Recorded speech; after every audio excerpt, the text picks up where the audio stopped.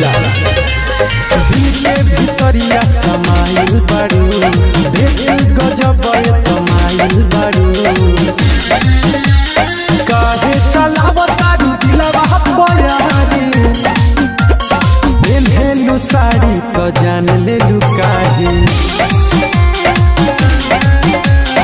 पेन्हेलु साड़ी तो जान लेलु काहे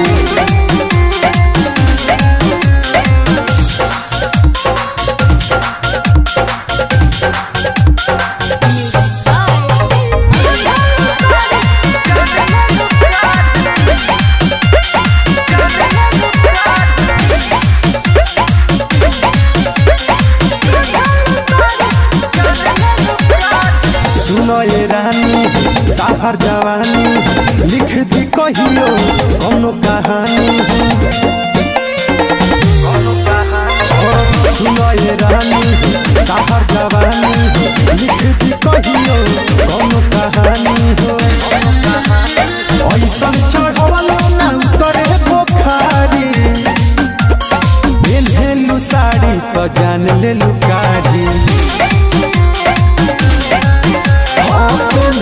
साड़ी तो जान लेलु काढ़ी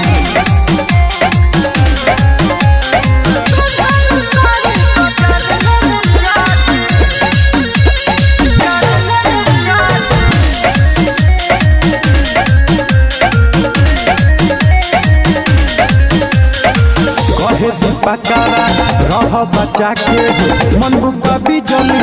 कहीं गिरा के आए हैं कहे दीपकारा रह बचा के मन बुका बिजली कहीं गिरा के हमारा के दिल सुन दे पाए प्यारी पेन्हेलु साड़ी तो जान लेलु काढ़ी